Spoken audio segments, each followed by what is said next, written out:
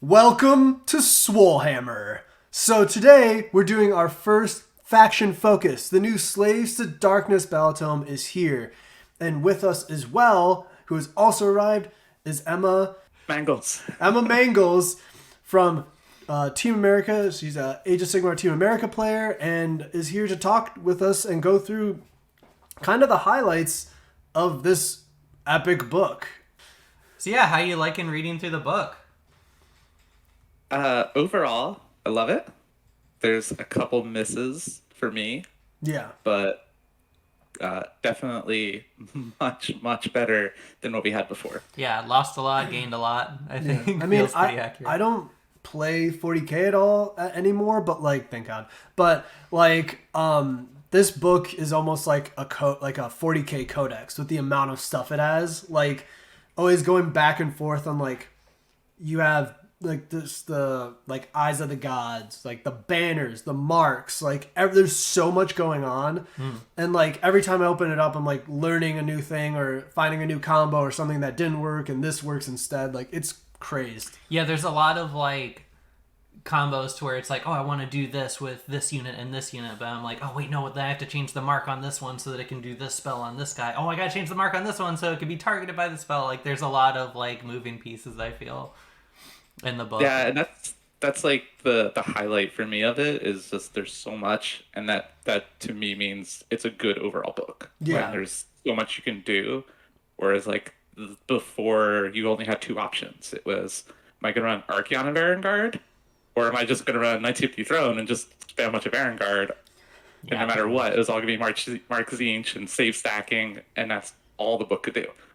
Right. Yeah. Yeah. And it was especially especially frustrating for such a big book. Like you had so many options and stuff like that. I was like, Yeah, all there's right, here we so go. many wasted pages. Yeah. Whereas now, hopefully, it's not that way. We'll see. I feel like it's one of those things to where it's like a lot of tricks are going to be, time will tell. It's just such like an iconic army. Like this was my first army, was Slaves of Darkness when I first Oh, okay. Yeah. got in the game. That was actually gonna be my first question before we get into like the nitty gritty. Is what why do you play Slaves to the Darkness? Where did you start off with this? You obviously said this is your first army in general, but like what do you love about Slaves to Darkness? I just love the idea of having a human faction, because there's not a lot of factions with like humans in it in the game. When actually like look overall, Right. that they were all just corrupted and just trying to achieve glory, and like there's so many different paths of like worshiping the chaos gods, but it was more the fact that they just look cool. Just the idea of a bunch of evil men trying to send a demonhood, like It feels yeah, very. I want that one. It feels very berserk, which like when I was first like getting into Slaves to Darkness, I was like wanting to paint my list to look like berserk or something and have like a Griffith and have like the Band of the Hawk and all of that. I ended up not doing that, but it's also like, I don't know, it just feels also very like Minas Tirith or something, or Minas Morgul from like Lord of the Rings. I still think you should paint Sigvald like Griffith. I mean, he already is. I mean, yeah, we'll just do it then. Just checks his little face in the mirror. Yeah. But anyway, kind of going, I guess, in order of like what kind of like how the Battletome is laid out. We'll start with kind of just like more kind of technical stuff. So, artifacts, command traits, spells. Any of those things stand out to you in the new book?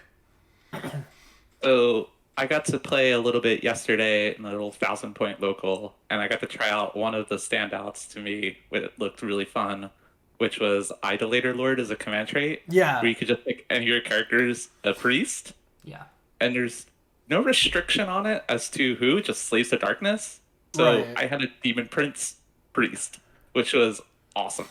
Yeah, I think when I saw that and you mentioned that, I was like, oh damn! I was like, that's super cool. Open Like, some cool doors, yeah. like even like aside from like it just like being cool thematically, yeah, like there's so many possibilities of that. Yeah. Yeah, I had, since he was a priest, I gave him Curse, and I took 20 Chaos Warriors of Nurgle, and I was able to just bog something down and get my Demon Prince up within 9 of it, so that way in my next turn, I was able to just drop Curse. And That's with the awesome. amount of attacks from all the Chaos Warriors, it just picked up the model. Oh, Those Chaos Warriors seem so hard to remove. Just like looking at the War Scroll, I'm like, I can't wait to just put this on an objective, and it just never goes away. Yeah. Yeah, I mean, we'll get to the units in a bit, but yeah, like, obviously, what do you call it? As me being a big Demon Prince guy, Not To Be Denied is a really cool one.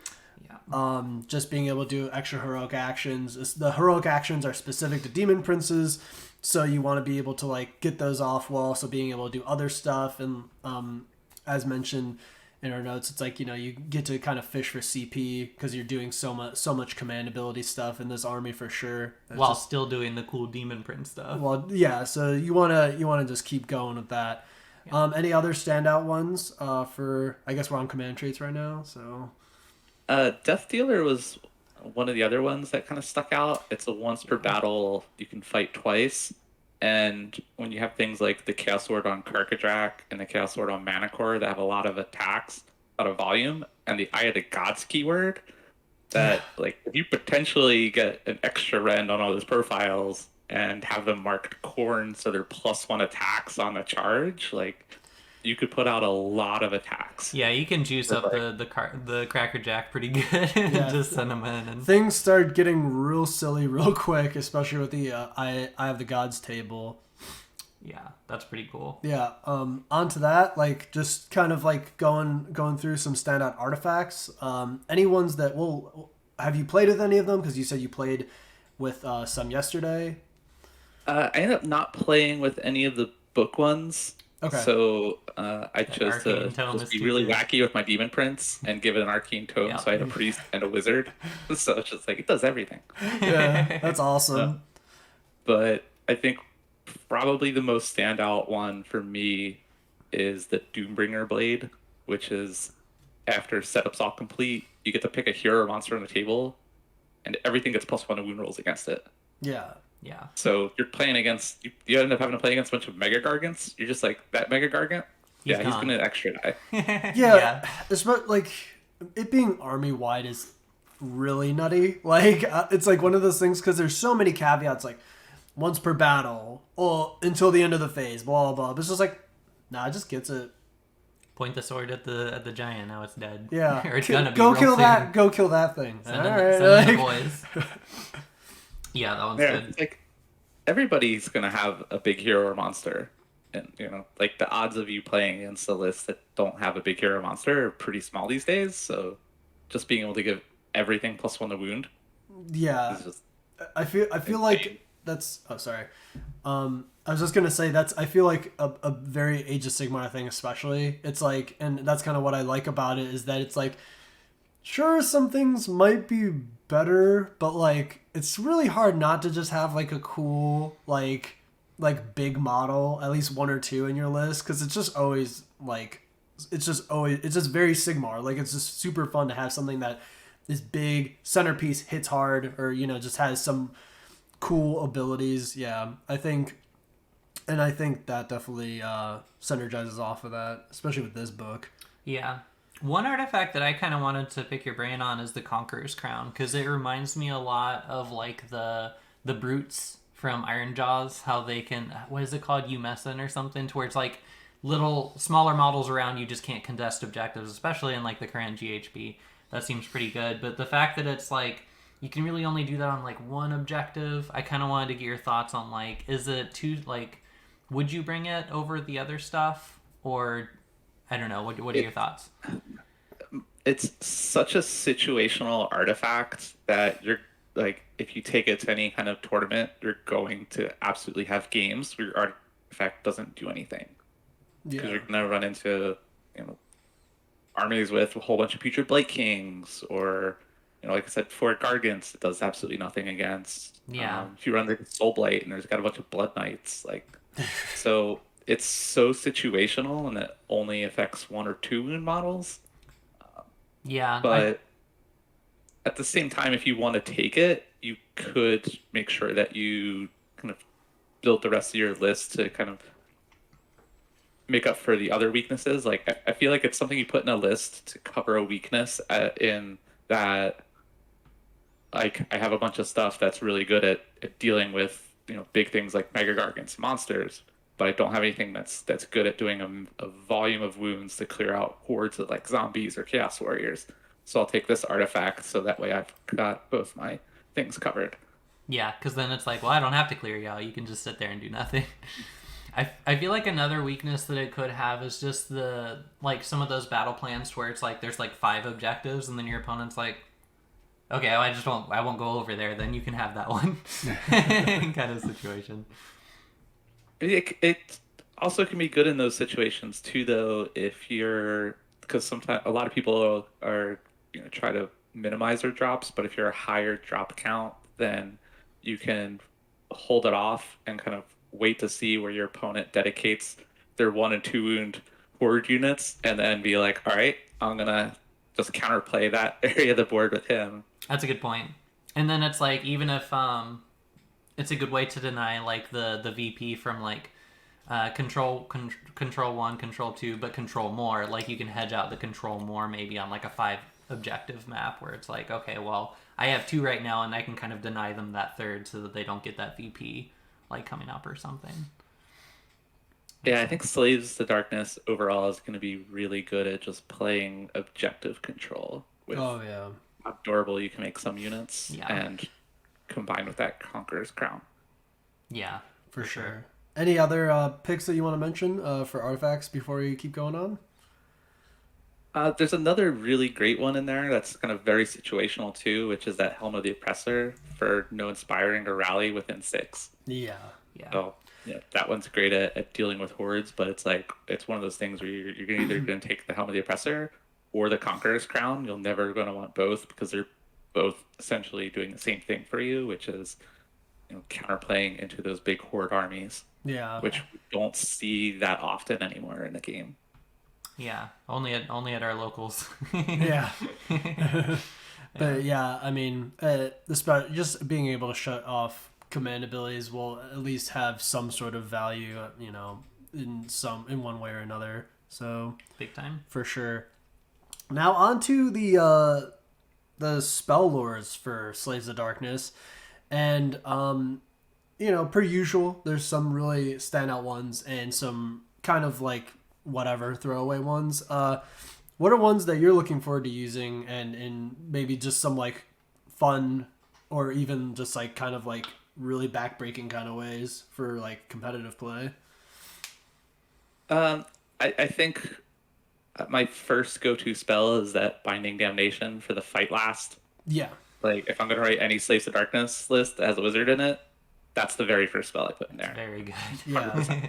And it being such a big book, it's like you're going to have for the most part, I feel like you're going to have a lot of casts between like, Sorcerer Lords and even Archaon, Bellicor, Demon Princes. Like, it's like something's always going to be able to cast something, and that's definitely a good tool to have. Yeah. Yeah, and the other big thing on it too is that it lasts until your next hero phase, where I think there's a couple other fight last spells in the game that only last until like the end of the turn or the next combat phase. But like, you can throw this out on something that you don't even intend on fighting that turn and just go fight something else and just be like, cool, your opponent's turn, you can charge that model into something, but it's gonna fight last. Yeah. Yeah, and it's like it's one of those things too. It's especially like obnoxious fighting Nighthaunt when you get stuff like that. But you have to get like the specific charge roll, and then like if you wanted to keep, and then the debuff drops, and you have to kind of like if you get a double turn, you can have to like do it again in the same roll. This is like guarantees that kind of like fight last if you want it, which is like really, really clutch. It's backbreaking. Yeah. Yeah, for sure. And sorry. The book is down here. That's why I keep looking down. So, but sorry. And it is a casting value of 7, but they did make a new heroic action for Slaves Darkness that you can just roll a 3d6 for your cast. So it's pretty simple to get off. Yeah, it's like if you want it to go, it's going. So Yeah. that's always nice. Yeah, Yeah, I got to play around with that yesterday a bit too, and like all of my casts were going off on like 10 or more. I was just like, That's okay. crazy. Wow. That's insane. We're yeah. Let's see what else we have here. I I like that the what's it called actually? I have it as like paraphrased on the paper. Chaotic Conduit, I believe. Yep. Yeah, The extra roll on the God's table. Yeah, it's kind of just like get your battle tactic this turn because they have the battle tactic where it's like successfully roll on the Eye of the Gods table. So it's just cast the spell and you get your battle tactic. So, yeah, I took because it was only like a very small little local for 1,000 points. So I wanted to see how buffed I can get a little Exalted Hero of Chaos. But I decided to take my Grand Strat, the one where you have to roll in the Eye of the Gods table and get the Dark Apotheosis for the turn into Demon Prince. And my very first game with it, the Exalted Hero rolls before the battle starts, and I turned into Demon Prince before the battle even started. And then in the third game, though, turn 1, I 3d6 casted Chaotic Conduit, and I turned into Demon Prince in my hero phase on turn 1. That's awesome. So it's just like, that's 5 victory points right there, pretty much. That's brutal. Yeah. That's insane. Yeah, like, I feel like that... Well, we'll get to the grand strategies later, but, like, that... I feel like there's so much, like, reroll and, like, roll modification shenanigans for the Eye of the Gods table that, like, the Dark Apotheosis grand strategy seems pretty... Like, you kind of really gotta whiff that one to not get it. If you put enough Eye of the Gods in your list, it can be pretty feasible. I had my second game, though, I never was able to roll an 11 up on 2d6 with rerolling one of them because I had the undivided keyword. And so I lost by 2 points because I couldn't get the Grand Strat. Okay. No. It was so much fun. When you're doing the, I forget, there's like the undivided ensorcelled banner that lets you like roll an extra dice and then drop the lowest or whatever it is. And then you have the Mark of Chaos thing to where you can re-roll a dice. Do those like work together to where like if you're doing it on a non-hero, you're rolling 2d6 and then re-rolling one of those 2d6 and you just get to keep one of them? Is that how that works? I was kind of I'm pretty sure that's how it works because the banner says that each time they roll in the Eye of the Gods table, you can roll 2 dice instead of 1. And then the Mark of Chaos says you can re-roll any one of the dice. Oh no, but it's only for the heroes that can re-roll the dice, not the little guys. Gotcha. That's pretty good. That's pretty cool. Well, speaking, since we're talking about the banners anyway, should we talk about like kind of the banners and I don't know what. So the banners you can give to certain units enslaved to darkness, and they give buffs to those units. Like they can kind of have like, let me see, it's chosen, warriors, knights, and they can get like a marked banner that gives them a benefit. I mean, any of these kind of like, are you going to take a bunch of, or any fun ones that you're thinking of messing with? So I think the most common one we'll see is that Nurgle banner. Yeah. Where it just worsens the rend by 1 of attack of melee weapons that target that unit. Like, it's just so powerful on a brick of warriors or even chosen. Because the Mark of Nurgle already reduces your wound rolls, worsens your wound rolls by 1. So yeah, it's, as I was joking to you before, it's like it's funny because it's like you can do so much with this book, but this I feel like is almost like just like a new Nurgle book because there's gonna be so much Nurgle because they just made the marks and the banners just really good. Like, and in some cases, it's like obviously other options, you know, are better in certain situations, but like, good God, like that's just like it's just value. Like it's a good value. Even the heroic action for Demon Princes, which we may get to later, is like pretty good for Nurgle because it gets past like ward rolls. Yeah. Like, yeah, it's absolutely nutty, and you know, I think you're gonna see, as you said, just see a lot of Nurgle probably, like both marks and banners for sure. Yeah, because it's like you're the units that you mentioned, Emmett, like they're already a 3-up save. You all out defense it or like Mystic Shield. It's a 2-up now. Worsen rend by 1, -1 to wound roll. Like it's not going anywhere. Yeah. Had a unit of Storm Vermin attack my Chaos Warriors, and I all defensed them. And at the end of the day, I rolled like 1-1, and I was like, cool, I took a wound. Yeah. Yeah. And then you have your priest demon prince just heal it off, just to be Yeah, I was able to use bless them too, because bless is any priest can use bless, so Yeah. get a 6-up word on them. That's too funny. Well, and that's another thing that we should, I guess this is kind of out of order of things, but who cares? It should be mentioned that like a lot of stuff just is like 3-up save now in the army, which is like, all right, like sure. So it's just like, because it's kind of like the dark reflection of like Stormcast, where it's like they have a bunch of 3-up saves, and it's just like with all these buffs, it's like it's so hard to chew through stuff. Yeah, like, on top of the like a lot of the units already have a thing to where it's like they have like a special like ward save for mortal specific, like mortal wound specific ward save. yeah, chaos rune shields and stuff. Yeah. Rune plated armor. Well, any other banners you want to talk about? Just like, I don't know, for like anything you mess with. The Undivided banner looks really fun to me on a bunch of Chaos Chosen, because you mark them as undivided, and they'll be able to get the Eye of the Gods keyword, and if you're able to get any 6s on that Eye of the Gods, your Chosen then get extra rend. You then get to rend 2, rend 3, and it just keeps stacking. So when you're 2 damage each, 3s and 3s, it's gonna be a lot of damage potential. Yeah, you start looking like Kurnoth Hunters. Yeah, and I think we'll also see some people play around with the Corn banner on Chaos Knights, because if you mark Chaos Knights as Corn, they'll get +1 attack on the charge, and then you get +1 to wound rolls from the banner. Yeah. So that could be another potential one that we see a lot of people kind of gravitate to and try out.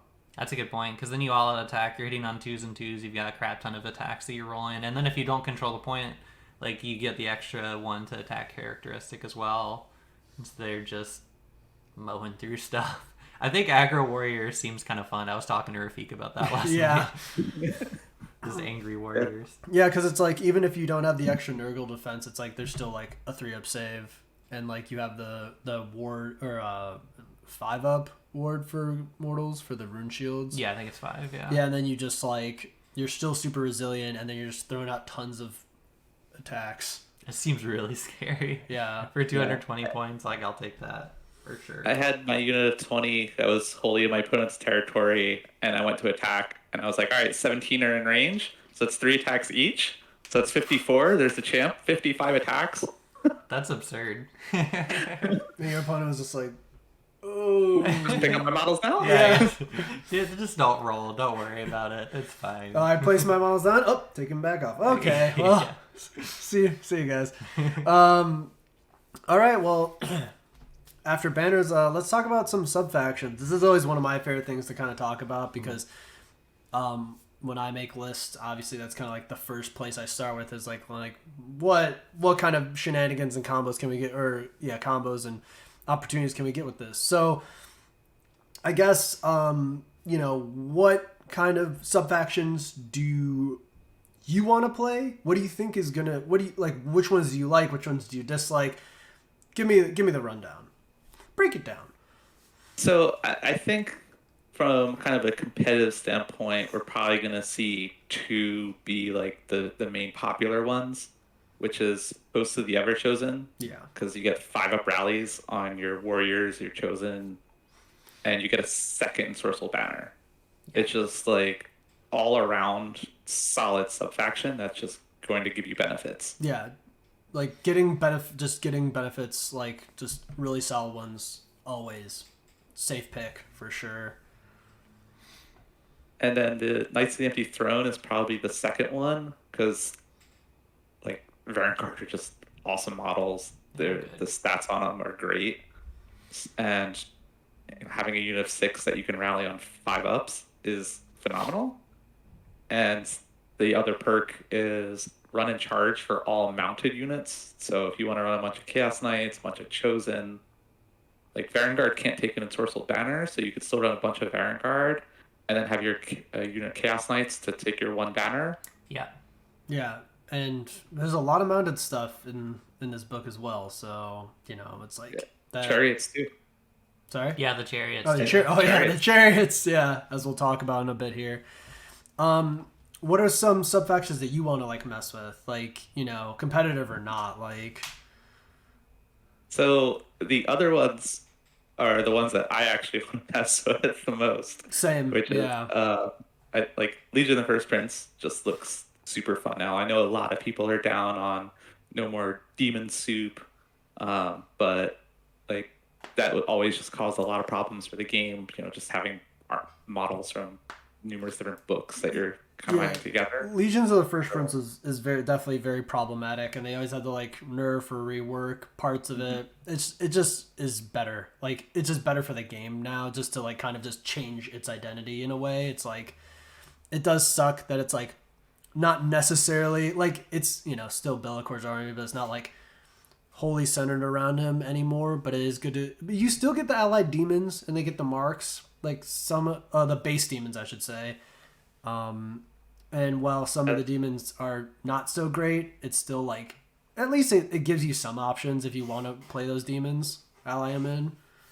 Yeah, that was a bit of a miss for me on that part, where it's like you can only ally in those four basic ones, but they lose a lot of the power that they have from their own books and don't get enough benefit from the marks to make them really worthwhile. Like to ally in like Plague Bearers, for example, you get -1 to wound on them, but But you missed like the. you don't have a word save. Yeah, you don't have the ward save. Yeah, it's Yeah. like I was thinking about that because I was like yeah, it's that part of it's definitely not great, but I mean it's, you know, it's at least good to see that they thought of something if you wanted to ally him in. Like it's not the greatest thing in the world, but yeah, it's at least something, I guess. But the rest of it's pretty cool. Yeah, I'm just really excited to see like what kind of tech and combos people come up with the ability to just be like, this is an undivided unit that I can this turn just give it this mark. Yeah. So like I want to go tie that up. So you know what, Bellacore is going to be Nurgle, and he's going to go in there, and you're going to be -1 to wound him, and I don't care about your end. Yeah. And Yeah. I definitely like that it kind of, at least in that aspect, kind of maintained its like tricksiness and like kind of being able to like mess with your opponent, because that's like Bellacore, you know. Yeah, you get mind games there for sure. Yeah. So I have to ask you about Kabbalists, because I like the subfaction. It's thematically very cool. I feel like I don't really know how I would build Kabbalists. Like, spoiler alert, later we are gonna have a list of yours that you're gonna do, but it's like I feel like there's like a way that someone will like totally fucking mess with, like, break this like subfaction. I feel like this is the one, but I don't know. Like, give me your thoughts on Kabbalists, because I like this one a lot. This one looks like it's so much fun. Like just being able to give a whole bunch of heroes a 3d6 cast, Yeah. and just throwing about out like you can throw a bunch of endless spells. Some of the slaves endless spells are really solid, and I think they're all like casting value 7, which any endless spell that's a 7 or higher is amazing because it's that much harder to dispel for your opponent once it's out on the table. Yeah, absolutely. So I'm really excited to, you know, potentially kind of play around with Kabbalists. Like when the Nurgle book came out, I gravitated towards Spellbringers because it's just so like off the wall. Like what is this? Also, that So- name itself is I really resonate with. So So yeah, it's just like it's gonna be a fun. I don't think we're gonna, you know, be seeing it going taking 5-0s left and right or anything. It's just it's definitely gonna be a fun one, and I think all of these subfactions are capable of winning. But that one's gonna be a very interesting one to see what people come up with. yeah, for like I said, for some reason I have a feeling we're gonna see like some ridiculous 5-0 with this list. You're gonna look at the list for a second, be like, what the hell? And then just What am like I looking at? yeah, and then it's gonna all kind of like someone will break it down. It's like, oh, okay, yeah, sure, good on you. Like, that's awesome. One of my most excited is Despoilers, because I mean I love Demon Princes, and the new Demon Prince model is absolutely sweet. It kind of goes with the weird theme of like recent Battletomes of having the monster like mash kind of like subfaction where you get wounds, like, you know, Lofnir for Fire Slayers or like Boulderhead for like ogres now. which is like cool. But yeah, giving command traits to all your demon princes is super sweet, even if they can't be the same, because the command traits are pretty good actually in this book. Yeah, so. there's a lot of great options, as we talked about. Yeah, and later I'll have a spoilers list, which is absolutely stupid, but I love it because I just like, I don't know. It's like, it's always like fun just to kind of like mess with a new Battletome and just bring in all the wacky stuff that you can. Originally in that list, I did have a Soul Grinder, which is obviously bad, but I really wanted to put it in because it's just stupid. You It's gotta just grind the soul. It's just such a dumb model. I love. It's so mopey. I love it. It is mopey. But I didn't. I try not to. But yeah, just spoilers. I think is the one I'm gonna play first. I like because I just really enjoy kind of like the play style of it, and I just want as many of those. I have old Demon Princes, but I really just want as many of those new ones as possible because it's such a fantastic set. Yeah. Or kit, I should say. I was just putting some stuff back on my shelves this morning, and I like consolidated all my demon princes, and I probably have like half a dozen or so, and I'm building the new one from the box, and I already have ideas of how I want to convert one or two more. So, Oh hell yeah! like, you're really a slaves player when you have too many demon princes. It's like the meme of the people fumbling all of the lemon stuff, or- like it's the infomercials. What do we do with all of these demon princes? Yeah, I think that's gotta be your next meme that you do. Honestly. Yeah, take it to Twitter. Yeah, it's just I like it because there's so many cool ways to build a demon prince. Like each time you build one, you can do it a little different than you did the last 12 times. And the kit's got so many like different like bits to it that I'm gonna have a whole bunch of leftover ones. So I'm thinking I'm gonna take one of the old Demon Prince kits, the little derpy guy, and then just kind of replace parts of it, like get rid of that derpy head, put on one of the new heads. Oh, okay. Take the old wings off, and then put a trophy rack on it. Yeah, Yeah. that's a good idea. To mix So and match I'm the gonna kits. see what I can do to bring the old kit up with the new, like the leftover bits. Well, you don't like those dopey wings that he has? Oh my gosh, I've had one of those. I have one of the models sitting on my shelf for like 3 years, and I never fully painted it just because like it's so hideous to me that I'm like I can't Yeah. do it. The wings are pretty cringe. It's a solid plastic block, pretty much. Yeah. And then lastly, I think we have Ravagers. It's definitely unfortunate to see that they kind of lost like the whole like identity of like having like, I don't know, mortals with a bunch of like command traits. I think that was what it was before. The mortal heroes, I mean. But you can bring back like cultists and marauders. I think this one, I don't know what you think about it. I definitely like the boost that Warcry Warbands got, especially some of them we'll talk about like in a moment here. But like, it definitely seems kind of like the like meh subfaction to me. Like I want to play it, and I think over the next year I'll probably build like a stupid like too many warbands kind of list and just have this like stupid toolboxy techie kind of list. But it's like, I don't know. What do you think? This one, at first I did kind of like overlook it, and I was just kind of like, it's what are you really gonna do with it? Right. But like after looking at it again, I think there's a lot of like silly potential in there because the whole way it works is you use your heroic action to bring back a replacement unit for one that was destroyed, but it doesn't say only in your hero phase. Because sometimes like the Flesh Eater Court one, where you have a heroic action to muster, is limited to you can use this heroic action in your hero phase.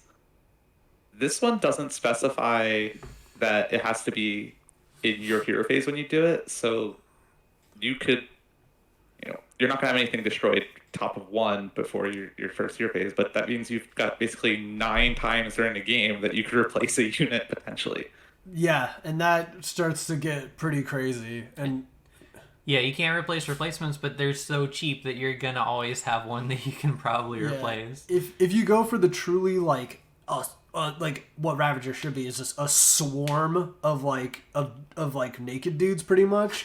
Like that's as as we want is that, and like it's just like you can just do that so many times. Like you bring that up, it makes it super fun. And like I'm still like you said at first glance, it definitely doesn't like make you like, you know, really hyped to play it. But I, you know, after looking at it a little bit more and with the stuff you said, like that's probably going to be what I play after the spoilers, like kind of like a year-long project, because I can't sit down and make myself paint like 12 boxes of warbands right now, but I would like to at some point because I think it'd be super fun, and having that utility would just be hilarious. I feel like the flavor text should just be, do you like Warcry? Yeah. Yeah, I mean, so many of those Warcry bands are so cheap that like two of my favorite ones are only 80 points, and we'll get to them later. But Yeah. like, or we could get to them right now. Well, on this, I just wanted to bring in one more thing on this, which was, yes, it's a heroic action to do it, but if you take a Demon Prince, you could take the Not To Be Denied and still carry out a heroic action on top of this. Yeah. So you could still, you know, try to fish for your command point while also bringing back a unit, and it doesn't really cost you anything. Yeah, well, that was another thing that I was going to mention. I'm glad you did remind me, is like the fact that, it's a, like, you can do the heroic actions with any of them, because it like, even though it doesn't have the identity of like it's mortals leading mortals anymore, that opens more options for you to have these crazy combos, because it is like, it's just your Slaves of Darkness heroes, I believe. So I have to double check that. But yeah, it's like that opens up so many more opportunities for interesting like list building. Yeah, it's just Ravager's heroes, not locked to mortals. So yeah, that's super awesome. Yeah, that was gonna be really fun. Yeah.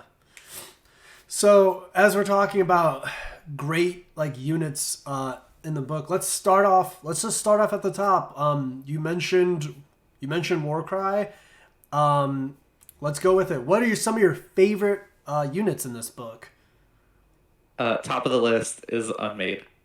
They're 100%. only 80 points. They're always going to be battle line, so they're not even conditional. It's just their battle line, which is another huge plus, to the Warcry warbands. They just made all the cultist battle lines. Like, all right. and what they do is absolutely insane for preventing redeploy and rally for any units that are within 12, not wholly within. Yeah. Yeah, like you don't. That's the thing, is you don't even see a bubble that big on like models like triple the point value, let alone 80 points. Like, and it's not, like you said, not wholly within. Like, it's nuts, and I love it, because I love the Unmade are arguably some of those best Warcry models, and it's like now they have a reason to hit those tables, because they sure as hell weren't doing it in Warcry. So no, yeah. Sadly, yeah, we had a guy show up, and I was playing him in a game, and he was like, "Oh, really? What do they do now?" And I showed him the book, and I was just like, "Here, read this rule, and tell me how many points you think this unit is." And he was just like looking through it, and he's just like, "Oh, I don't. That's like 120 points, maybe." And I was like, 80. Oh yeah. It was. Yeah, for sure. Continuing with like top units and the Warcry ones, Corvus Cabal, we have Deep Strike with them. also Amazing. for 80 points. Yeah. Also 80 points, and probably one of my favorites, because they're one of my favorites that like these guys got totally abandoned, is Splintered Fang. Like, what the hell is going on with Splintered Fang? That worst girl is absolutely insane. Like that when they put out the FAQ for the misprints, like that can't be the end of the misprints. Like 3 attacks each. Are you guys sure there wasn't anything you missed? Because like you mark them as corn, they're gonna charge in, do 4 attacks each. There's other ways that you could buff their attacks even more, but like they're battle lines, so you run them with Archaon, and I'm going to charge in, just mark the corn, so I'm only doing 4 attacks each. So just a unit of 10 is doing 40 attacks, mortal wounds on 6s. That's going to average you 6 mortal wounds. And then they get killed, and they all fight on death, so that's another 40 attacks, so take another 6 mortal wounds there. It's absurd. I mean, and then, I think I'm Raptors, so they come back. We're not done. and they're flat like 100, right? I think like they're pretty. Yeah. They're like still just within the. This is insanely cheap, especially because Slaves of Darkness is, you know, outside of these cultists and stuff, is a pretty like points wise expensive. Like a lot of stuff's pretty pricey, but I mean everything kind of, or not everything, but a lot of stuff hits that value. And these Warcry warbands, you just look at it, you're like, this is like, it's like you ask that guy at the LGS where you're just like, how much do you think this is worth? And it's like, oh, like 150? No, it's like 100 or under. Yeah. But yeah, I mean, what else are you looking forward to? What are some top units? Let's keep going with this outside of Warcry. So we've already mentioned this name quite a few times, the Demon Prince. It's Yes. just so versatile, and one of the main things is on its war scroll, which is if you don't give it wings, you give it the trophy rack, and you have battle shock immunity. Well, Yeah. which there's so many things now in the game that prevent inspiring presence that if you have that to support a brick of 20 Chaos Warriors, they're not going anywhere.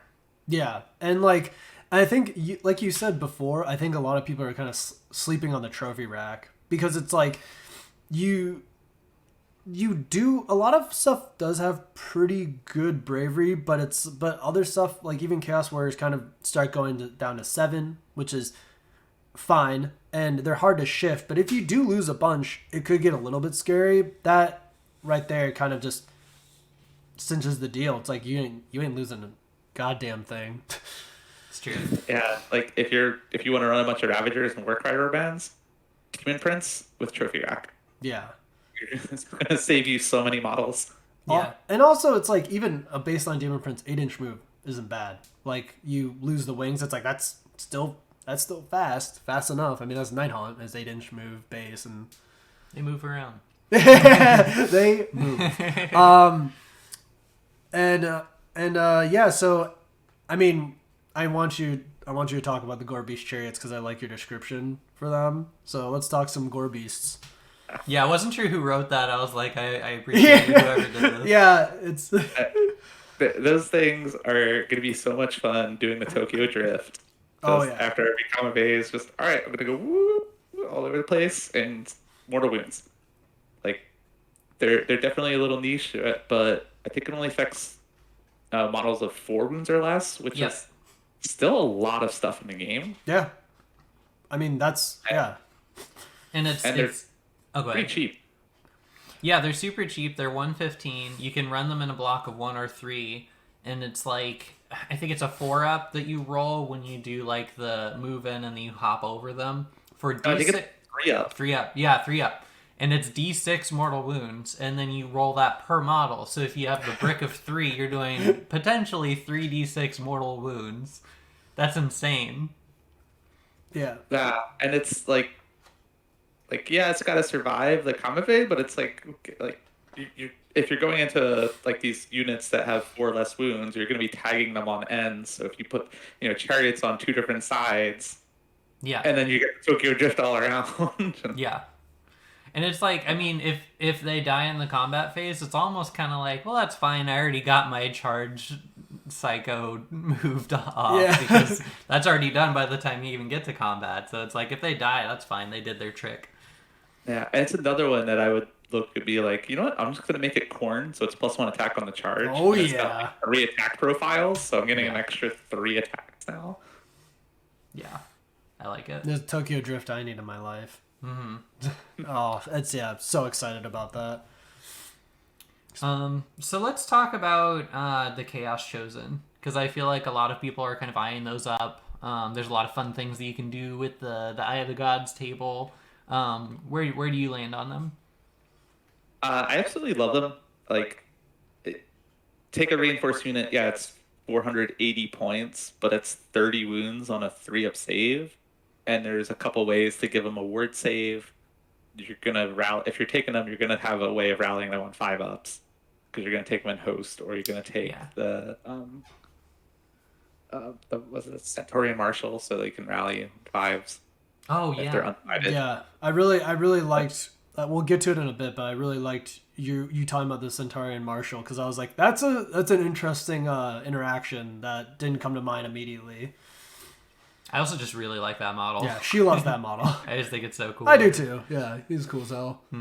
But I mean, the Chosen are like they're 3 attacks each, 3s and 3s to hit and wound are phenomenal, and like -1 rend isn't a whole lot, but it's still rend, and 2 damage each is always amazing. But the main thing is that 6 to hit doing a mortal wound in addition, like Yeah. they're always gonna do some damage.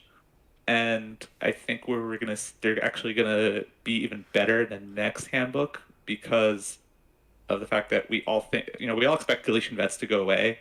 So while they're very kind of similar to Chaos Warriors right now, Chaos Warriors only have that 1-inch reach. So as soon as deletion vets goes away, their damage output is just gonna sink way down. Yeah. For They're sure. only gonna be fighting in that 1 rank, whereas Chosen with 2-inch reach are still gonna be able to, that 2 ranks of fighting. Yeah, they can fight past each other.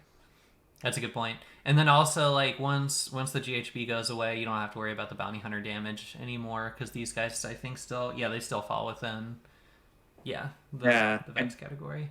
And you could just mark them as Nurgle. Their body's going to be wounded and reduce your rend by 1, and they're still on 3 up save. Yeah, and like you said, just being able to stack the buffs, like the Eye of the God buffs on them and stuff like that, and like using dread banners and such can really get them to be pretty nasty. Yeah, it's especially nice because they do have a banner bearer, so you can put an ensorcelled banner in there. Yeah. For sure. Cool. Well, let's see. Do you have any other models that maybe they aren't like top tier, but like something that could be fun in the future? Like maybe there's a combo that something you would play, or just at least something to like keep an eye on. The Centurion Marshal. I love this little guy. I wasn't crazy over the model when I first saw it, but I ended up picking up one yesterday when I went and picked up my box set. So I'm like, you know what? I'm gonna want this guy anyway. Yeah. Whenever he issues rally to an undivided unit, it's on a 5-up. And there's so many units in the book that are already keyword for undivided, like all of your cultists. And so like you just take a Marshal, he's 145 points. He's bringing you a 5-up rally on all those units. Yeah, he's pretty cheap, and he's also, I feel, fairly fast. I think he's 8-inch, is it? Yeah, he has like flat 10 wounds, and he's like an 8-inch move. Like 8-inch move, 4-up save. Yeah. Like hell yeah, like he could do a monstrous rampage, I think, because he's Or no, he's not a monster. He's not a monster. I can't take that out. Because I would have put him in my despoils list if he was. Oh yeah, that's true. Yeah, he would have. He could have been so much. He would have made the cut, but he didn't. But I still think a lot of stuff that lost monsters. What? There's a lot of stuff that lost the monster keyword too in the book. Yeah, I did notice that. What were some of the ones that lost the monster keyword? Because I didn't do much like Slaves of Darkness stuff before the new book came out. Like, so I don't know. So the Demon Prince, the Mind Stealer Sphinx, the Fomeroid Crusher. Wait, they all lost their monster. Oh man. Why do you play the Fomeroid Crusher anymore? I think he might have been a monster. I know the Mind Stealer Sphinx was. I'm pretty sure he was a monster because I thought about like when I was like, well, when the new book comes out, what do I want to play? And I really like that model, even if his war scroll is like kind of, I don't know. Yeah, just pull it up. He was a monster before. What a shame. Speaking of Fomeroids, let's go on to Ogroids. The Ogroid Therodons that came in that new box. At first I was like, and then I was like, then I looked at the two-handed weapons and I was like, oh, I was just like, because I saw that's the soundboard. It's because I was like, oh, 5-up save, like, oh, come on, and then you start seeing like, oh, like Eye of the Gods, oh, -2 rend 3 damage, oh god, this is about to be scary. They hit so hard. I feel like with them, it's like positioning is winning. Like if you can outposition your opponent and like screen these guys well and then get them into combat and have them fight before your opponent has a chance to hit them, you just delete things off the board. Yeah, you're going to be freaking Super Smash Bros. Just nest batting people off the freaking board. Like, sorry, I'm going to go ahead. I was you hit the nail on the head there where like we've already talked about Chaos Warriors and Chaos Chosen. Like taking a big brick of one of those marked to Nurgle, so they're really durable. Yeah. And then you've got just 3 of these Ogroid Theridans. So if you just get the box set, you're gonna have 10 chosen. Just mark them as Nurgle, and then just take 3 of these Theridans, put a corn mark on them, and just wait till you get your opportunity. Charge them in. They're +1 attack on charge. You can once per battle give an extra 1 attack, and you're looking at 16 attacks on 3s and 3s. Run 2-3 damage. Like, yeah, that's terrifying. And also considering the fact that they're sub 200 points, like, yeah. Yeah, 190 is not bad for what you get with them. Yeah, that's cheaper than Warriors. Pretty good investment right there. Yeah, I think they're absolutely great, and like, I'd be surprised if we didn't see them now. I remember like first seeing the models, and everybody had the same reaction, which was like Ogroids, because we've already seen the Ogroid models before from like Warcry rules, and it was just these guys are not going to be good. And then we saw the rules for these and went, ho ho ho ho. Yeah.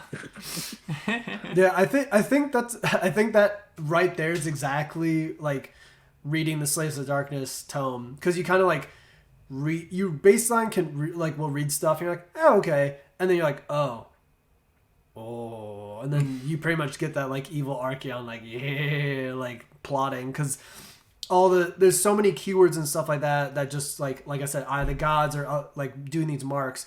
You just don't realize at first like how crazy this shit can get.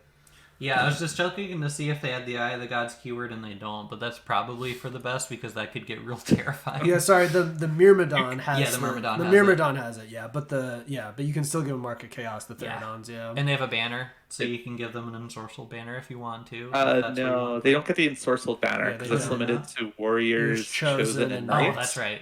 I was thinking, like, if they have a banner, you can do it, but no, it's, If you mark them undivided, they get Eye of the Gods keyword. Okay. But like, I just Red -4. You need it. Yeah, but if you need a 6 to get to the extra rend, but it's like I just think you just mark them as corn, and every time they charge, you're getting an extra 3 attacks out of them. Also, I mean, they're Ogroids, they're angry Ogroids. Just mark them corn. There's Just call it a day. No, but what else? So what are the other units that you want to use? What is like kind of in the periphery for this book, or what you might want to use as well? Mutalith Vortex Beast. Hell yes. Mm-hmm. I'm so excited to look at that. But before it was always like just 1 die. Maybe you do a chance of mortal wounds. But now you get a lot more consistency out of it. So if it's within 9 of a Tzeentch Wizard, you get to roll 2 dice and pick 1. And on a 5 or 6, you're doing D6 mortal wounds. Oh, yeah. And on a 6, you're spawning a Chaos Spawn if you kill any models with it. Even on a 4, you're doing D3 mortal wounds. And your results on a 1 to 3 are still pretty good. Like, you can reduce movement by 1 for the rest of battle, which is nuts. Yeah, I mean, like, that's the thing is, like, because like when I was again unfortunately playing 40k and I was doing Thousand Suns, and you could use the Vortex Beast, but it always had such a weird data sheet, or and then even now, like before, I had like it just always has a weird war scroll. I'm just happy that like pretty much like with very minimal effort it does something, and it's usually, like you said, pretty good. Like this is, and it's like for a monster that if it's into spoilers, it's 16 wounds instead of 14. It's like 185. It's not bad at all. Like for what you're trying to do with this thing. And it's like, and I believe the effect you're talking about, the Aura of Mutations, like in every hero phase. It's not just like once per battle. So it's like, oh, it's your hero phase. Your hero phase. Yeah. But still, I mean, it's happening multiple times. Yeah, once per battle. Which you love to see. And also, kind of like in general, it's just one of my favorite models because it looks wacky. Like it's very wacky. Yeah. On the flip side, I wanted to also mention the Slaughter Brute. I personally, I mean, I'm gonna mark out for any corn stuff really. So, I think it did get a little bit better because before it had just some like really weird rule stuff that kind of just like hindered it. But I don't think it's as nutty as the Mutalith Vortex Beast, but it's the same kit, I think. It's like the alternate build. But yeah, I do also like that you kind of, it has like its master, it's either a Khorne mortal or like a Slaves of Darkness hero, and then it, gets benefits from that, and has like an all right like melee profile. Again, you're running to spoilers, like 16 wounds. It's 10 points cheaper than a Vortex Beast. Honestly, I'm going to run both. So I also think the Slaughter Brute just is like a fun just kind of like monster to run around with. Yeah, I'm curious to see how it does for you. I look at it and I'm like, I don't know if I don't think I would take it, but just because it like its melee profile hits on 4s, and that's never a good thing to really see, because that means it's going to be reliant on needing an all-out attack. Yeah. Because otherwise, on average, it only hits 4 times. Yeah. So I'm curious to see if people make it work. Like, I'm all for it if everything in this book has a place. Yeah, I mean, I'm not saying this is like top tier, and I don't think it's as good as the Vortex Beast, but I'm definitely gonna use it for sure. I just think it'll be a fun model, and I don't think it's like completely trash. So the sculpt is also just crazy. Yeah, oh, yeah, not as crazy as the Vortex Beast, but it's definitely got just like, it's Khorne for sure. It's horny and corny for sure. The 3d6 charge on it is pretty cool. Yeah, you can just send them wherever he needs to be. Yeah, that's true. Any other models you two want to talk about? Varanguard. I think it's the time to talk about some Varanguard. I don't know. We had to talk about at some point. Yeah, right. Can't ignore the elephant in the room, which is they have a 4-up mortal wound save now. Oh yeah. That was their biggest weakness before, which was the lack of mortal wound save, because you had to take a war shrine to get any word save, and even then is a 6-up word save even worth it? 6. But like, that's huge. Because how do you kill these things now? Because you can't mortal wound them off the board. You can't hit them because they have a 3-up save, 2-up if you all out defense or mystic shield. I don't know. They're terrifying. There are a lot of points, so it's like if you run a brick, like a reinforced brick of them, that's like 580 points. So it should be really good, but I don't know. It's terrifying, and I'm gonna play them. I already have them. Oh yeah, I own like 12 of them, so they're just fun. I mean, their melee profiles got buffed a bit too, so they're like the ensorcel weapons 2 damage now instead of just being the 1. I think they gained some rend on a couple of their profiles. Yeah. And they still have the once per battle fight twice, which is incredible. Yeah. Because it's like after the second fight, nothing's probably left. There's also just like, the only like downside, I guess, is that they lost the ability to get, what was that prayer that was like reroll? Like there's some combo to where you could reroll like hits and wounds or something with them. It was absurd. It was the Undivided prayer on the War Shrine, which that War Shrine went way down. Yeah. Unfortunate. For sure.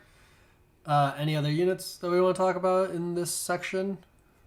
So I think the Furies are still really great. Like the ability to, when you fight with them, you just retreat. I had a lot of fun with them yesterday, and was able to score a lot of objectives because 12-inch movement, you start from one end of the board, move up 12 inches, make a 9-inch charge, and I'm going to fight with them first and go 12. Because the only other thing in combat is 20 Nurgle Chaos Warriors, which aren't going to die anyway, so I don't care if you swing first. The only downside is Furies did get a little worse. Like their profile they got rend on their attacks, they got a 6-up save, but you never took them for their attacking. You never took them to do damage. They're just there to be annoying. The problem is their bravery went from 10 down to 6.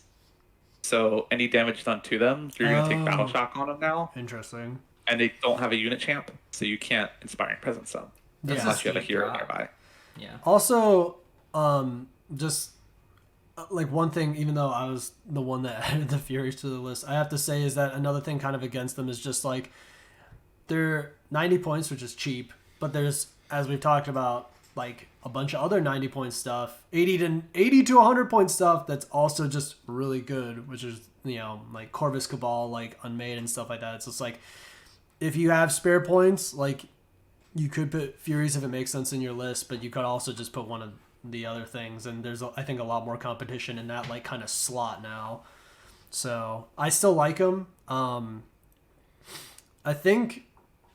don't think the Raptor Rixes are good, but they at least got a save and they don't take Battle Shock within like a monster, which is like you could maybe put them in like the spoilers or something stupid like that. And I think they got rend, but you know, they're 80 points. I don't think they're super great, but at least they got something. You know, because those were, you would always get you as in probably just me, because I'm the only one that probably bought that box. It was a Chaotic Beast box, and you just always like be like, you build the Furies and you just like whip the Raptor sprues like somewhere else, and it's like, maybe you won't whip them as far now. Maybe you'll keep them somewhere, like They're still in the room. They're in the room at least. I don't throw them like down the, you know, down the hall or something like that. Yeah. So next section.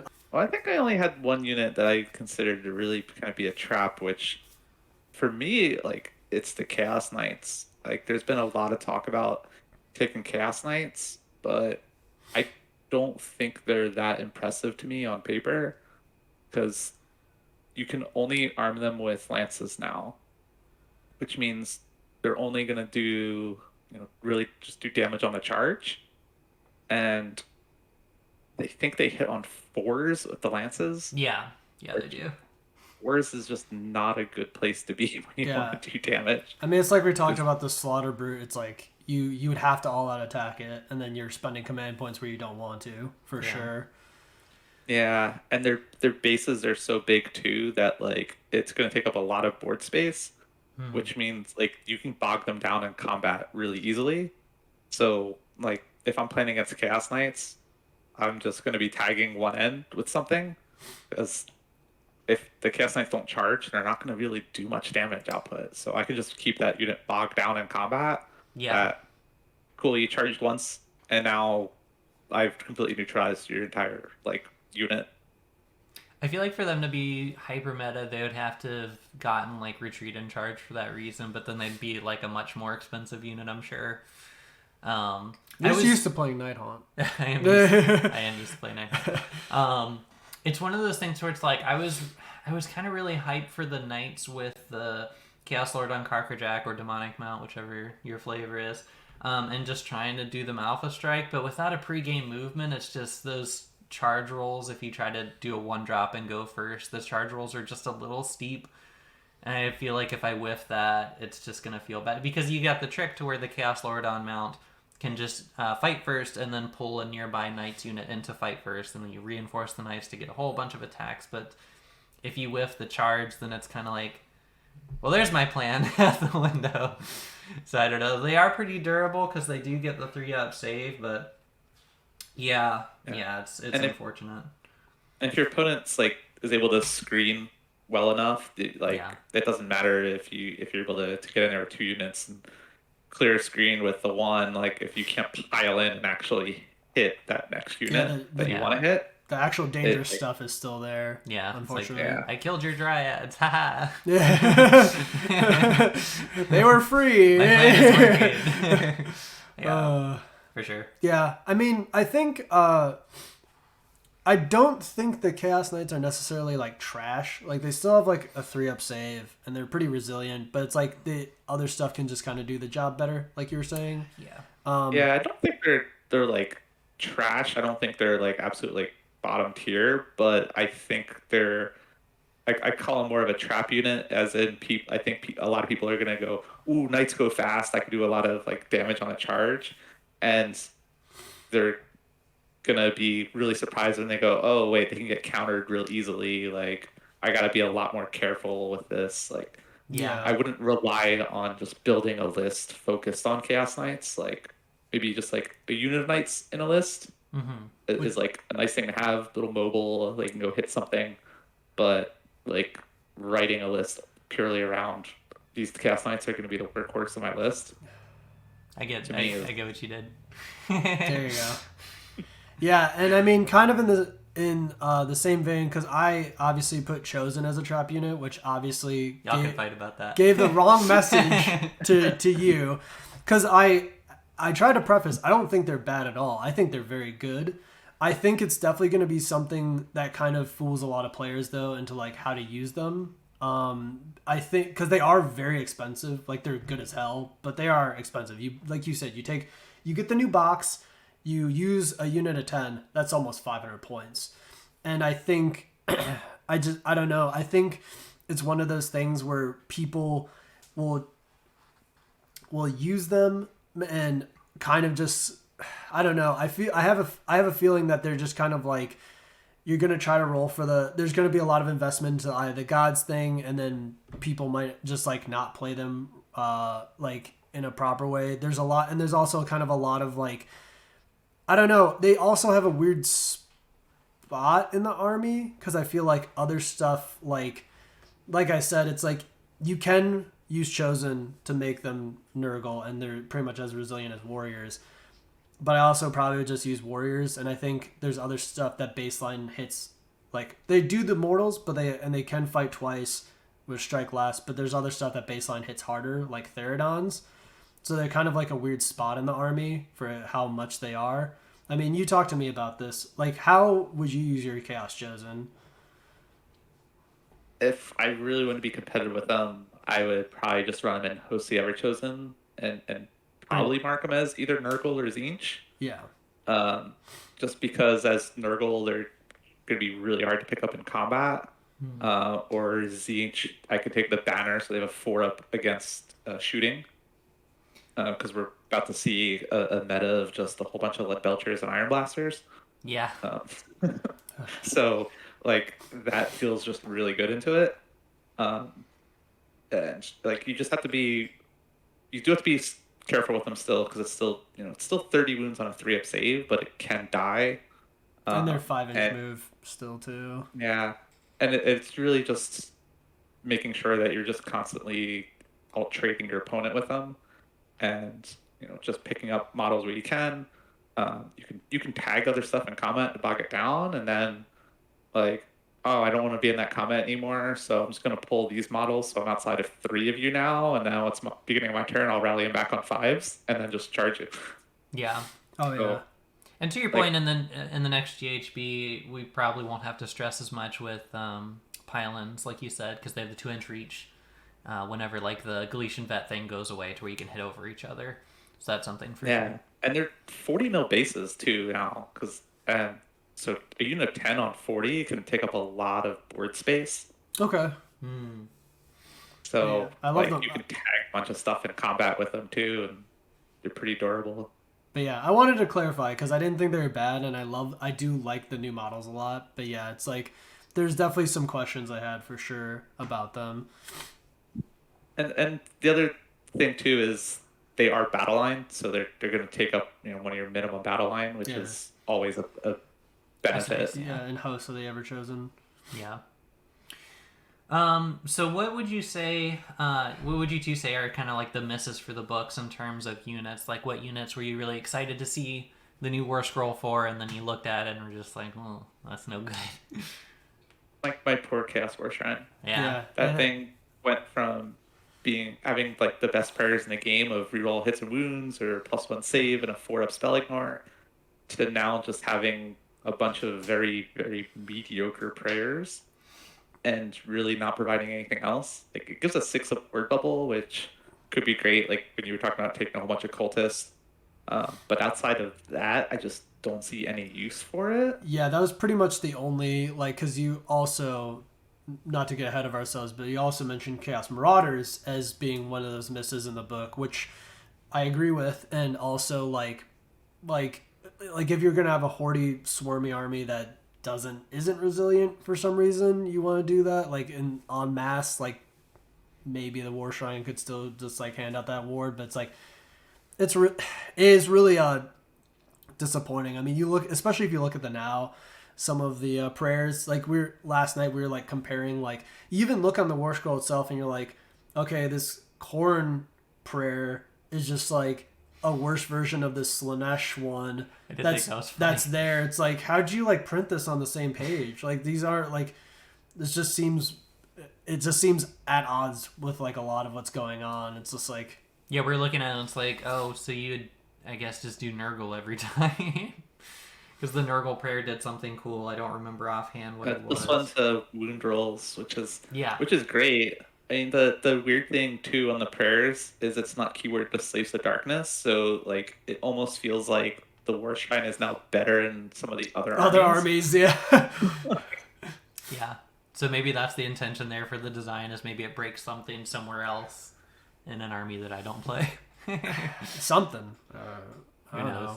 Yeah, it's just like all it does is like a prayer, and it's only a 66% chance because you need a 3-up. Yep. So 33% of the time, it doesn't really give you anything, and it's like 185 points. Yeah, just kind of sits there, and yeah, it's kind of it's a huge base too, from what I remember. Yeah, it's right there. It sucks too because last Christmas I got my War Shrine from one of my Warhammer friends, and I was super happy, and I built it and everything, and I didn't get to painting it yet, but I was like really excited, and then I looked at this and I was like, come on. We'll figure out a use for it. Yeah. I think Ravagers, you might have a use for it just because giving ward saves to everything, and then it's also a totem. So if you lose a unit champ, like you could still issue commands. That was an 18. That was kind of my thinking is like after, because you mentioned right next to it the Marauders. I was like that's probably the best scenario, is just getting that, like, because I believe the Oracular Visions on the Sorcerer Lord is like a unit, so it's like getting that like aura. It's like within 18. It's like is it Holy Within or just Within? I can't remember.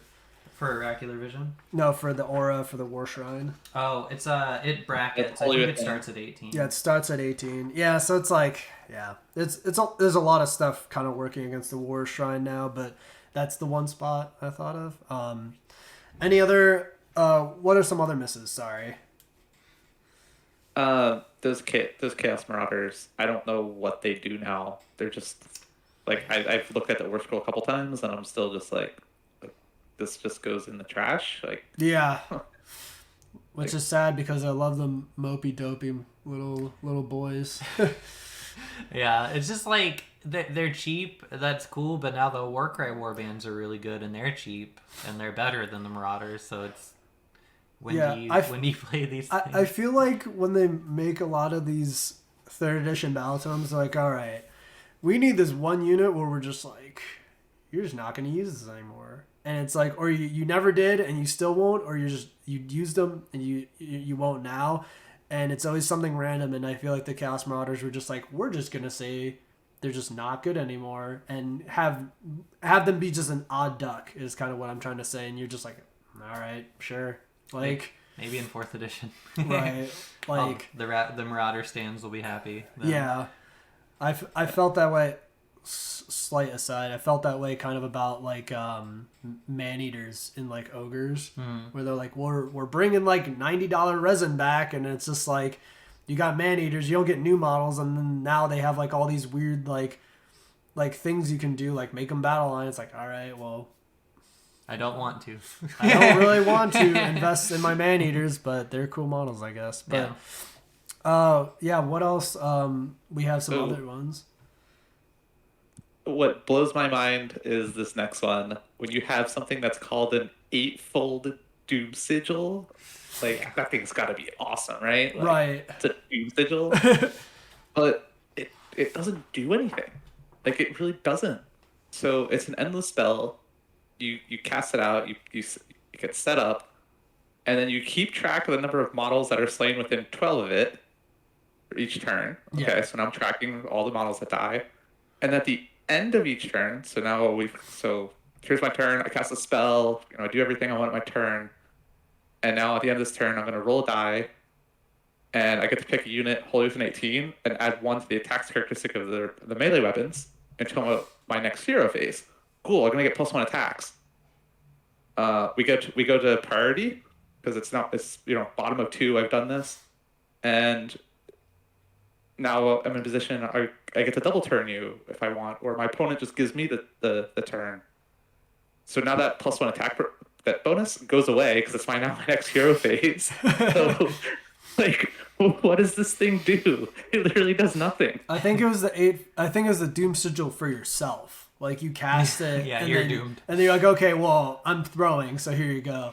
Yeah, this is the symbol of throwing. I mean, like, I can't think of any examples that I particularly like, but like you, like describing it, and I read it, and I was like, when they're like, well, you have to keep track of stuff on top of keeping track of everything else. I'm like, okay, I'm already not sold on this shit. But then, like you said, you're going through hoops, and then you just do nothing most of the time. Oops, sorry. Yeah, like everything that the spell does, it only benefits you if your opponent's going next. Right. Yeah. And is it even that much of a benefit because you're getting +1 attack to a unit, but it's my opponent's turn, so they'll just avoid that unit.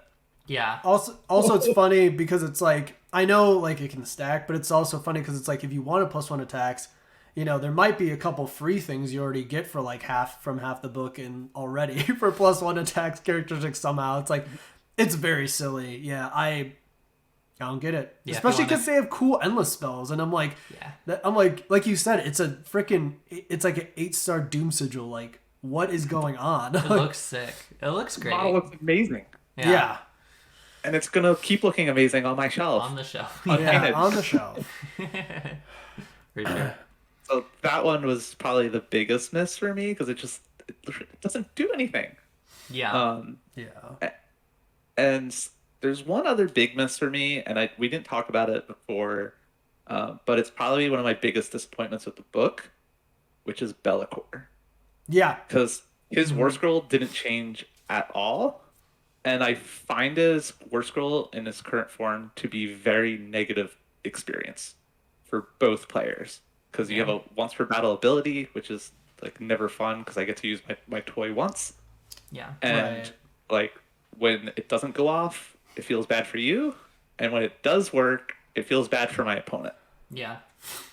And like when they redid the Demon Prince War Scroll, they put a 6-up word on the Demon Prince, on the generic one. Yeah. Bellicor does not have any word save. Nope. And I think like all the Ocular Visions and the War Shrine, all that only gives word saves to mortals, so you can't even give them a word save. Oh, yeah. I didn't think about that because it's like, and then Bellicor's just like, you're bringing the shrine, right? But it doesn't even work. Yeah, because I didn't really bring up the big boys on like our notes and stuff. I figure we talk about them at some point, but I definitely agree with you. Bellicor is a pretty big miss. There's like not again to talk about like the 40k counterpart, but like I really just wanted him to have a lot of what he has in 40k, but like made Sigmar. Like he has like what do you call it? I think it's like he has the -1 to like hit aura. He has like a thing that goes against invuln saves. It's like just have it so he has like an attack that goes through wards or something. Like I was like that. Like those are just such easy transitions to do for Sigmar, and then they just chose to, what was it? They just lowered him 5 points or something, like, and called it a day. And I was like, really? It's another shame because like the sigil, it's just, he's such a beautiful model, and Rafiq's tried to put him on the table, and like we've gotten games in with him, and he just kind of just doesn't do anything. Yeah, or his ability does a bunch, and it's just like you said, it's just not fun. Like it's just not like a super fun, like, well, like on a 3-up you don't do shit. Do you like that? Yeah, is this fun gameplay? Yeah. Is this good? But yeah, I think, I mean, I don't know. Like, I've played with them in 40k, like, because I played 40k like twice. Yeah. And it's so much fun just like going and like cleaving a tank in half. Like when you said like ignore word saves, like that's what I expected when like this book was coming out. I was like, all right, Bellicor is going to be awesome. His Blade of Shadows is actually going to be like amazing. And I went, what? It doesn't fit shit. Yeah, because he has the 2 profiles where it's like one ignores invulns. I'm like, that'd be so cool. Like, yeah, it's such a Such a mess. I feel like everyone loves that model too. Like everyone likes Bellicor as Bellicor's a character, awesome. as the model. One of He's the just cool. best looking models in the game. I had so much fun painting mine. Yeah, and same. it's Yeah, one of my him favorite too. models I have painted. Yeah. And it's like why is he gonna sit on my shelf so much? He's just a Right. display piece. You could put like a flat back to him, make him a bookend. That's the best use we're gonna get out of him, unfortunately. Yeah, you're telling me. Yeah. Well, I guess this isn't like necessarily in the same section, but we talked about Bellicor. Let's talk about Archaon. Give us your thoughts. Where does to Archaon or not to Archaon? That's the question. There's a lot of points. That is still a great question, and I definitely want to give him a try because he's like he lost a bunch of utility in that the Chaos Sword no longer gives him fight twice. You can't save stack him. He doesn't have the -1 hit anymore. Right. But he also gained some utility in that if you're within 12 of them, you can't rally or inspire. So that's huge. As we talked about before, that's kind of sick. Like earlier. He also has a built-in 5-up ward save and went up to 25 wounds. So he's very durable in that regard. Yeah. He's hard to move. And he off stayed the the same points too, I believe. He's just exactly just the same. And one of the most powerful things that I think on his war scroll is actually his like we talked about the mark of chaos, and his is on his war scroll. If he's part of the Slaves of Darkness army, after the players have received their starting command points, but before the start of the first turn, which means you don't have to, when you're building a list, you don't have to pick his mark. You pick it when the battle starts. Yeah. Yeah. So depending on what you're playing against, you can go, I think I'm going to pick this one for this battle, which is massive. Yeah. Yeah. Because if you're playing against like a real like melee heavy army, I might just go, you know what? He's going to be Nurgle, so he's -1 to be wounded.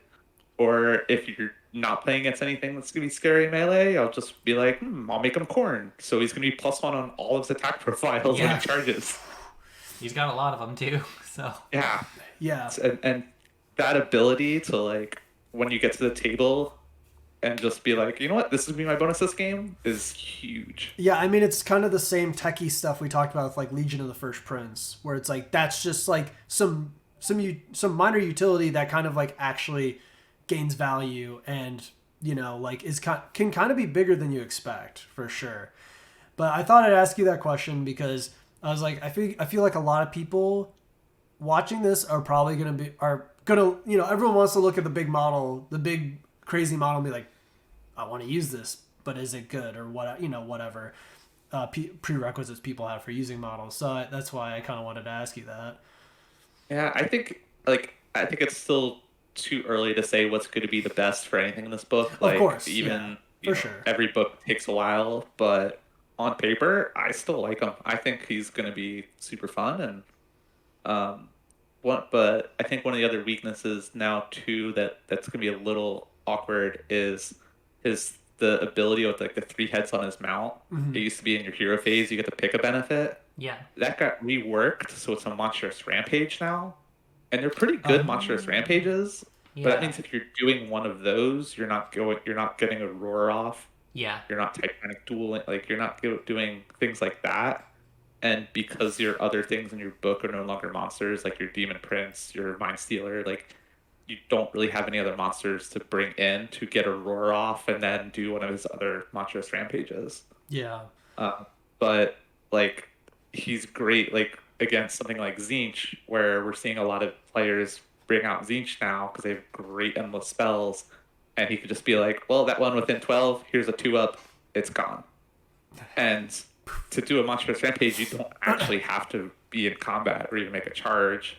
Like, It's just at the end of the charge phase you do it. So I can just have him positioned in a place where if he's within 12 and endless spell, or even if it's on my opponent's turn, that the spell moves at the end of the hero phase, it's now within 12 to do its effects, and now I'm just like, okay, on 2-up, it's gone. Well, there's a And use for your this. after also takes mortal wounds. Yeah, that's definitely true. There's a use for the slaughter brood, I was gonna say, because then you could have him roar and stuff. There We found it. We found we it. did it. Yeah, honestly, I think unless there's something I'm missing, because it's like because you can have it be a corn mortal, I was just gonna like ally him into like my crappy corn army probably too, and just maybe find some use for making that army better because it has a lot of misses. So it's rough. but no, yeah, I think like you said, I think overall with this faction focus that we're trying to do, it's like it's super early and we're not trying to say this is the best, this is the worst, but it's definitely worth like pointing out kind of like the stuff, especially the differences and with like Archaon. Yeah, I think there's a lot of give and take, but I still kind of like the position that he's in. It's a lot of different, and he also gains 7 wounds, as you said. So it's like it's no small amount. Before we jump into lists, I figured we could talk briefly about grand strategies and battle tactics and get kind of general thoughts. Are there any grand strategies that you feel like are definitely like, okay, if I'm playing Slaves to Darkness, I'm picking this one, or would you stick to kind of the universal ones? I'll probably stick to the universal ones. Some of them do. Some of the grand strats are achievable. It's just like it depends on the list you write. Yeah. So there's not one where it just sticks out like we have some other factions where it's like Daughters of Cain. You're always going to take the one grand strat where everything fights or dies. Right. Because it's just auto include. But it really just depends on the list. Like, if you want to run a whole bunch of heroes with Eye of the Gods on them, maybe just going for the Dark Apotheosis one to turn a guy into Demon Prince is achievable. I feel like I would do that one just for the sake of fun if I'm playing that list, just because if I don't get it, it's fine. It's just funny. Oh, it's so much fun doing it, too. It's like, if I don't get it, it's not my fault. The dice just didn't like me. And it's funny because, of course, the first game you played, you got it, like you said. So turn 1. before the battle even started. Before battle round 1. Play my exalted hero. All right, got to roll before the battle starts. Oh, he's a Demon Prince. That's so funny. You're just like, I Welcome to the game. Right, it's already dead. Let's just pick it up. I always hate when they do these grand strategies where it's like, oh, you only did battle tactics from the book.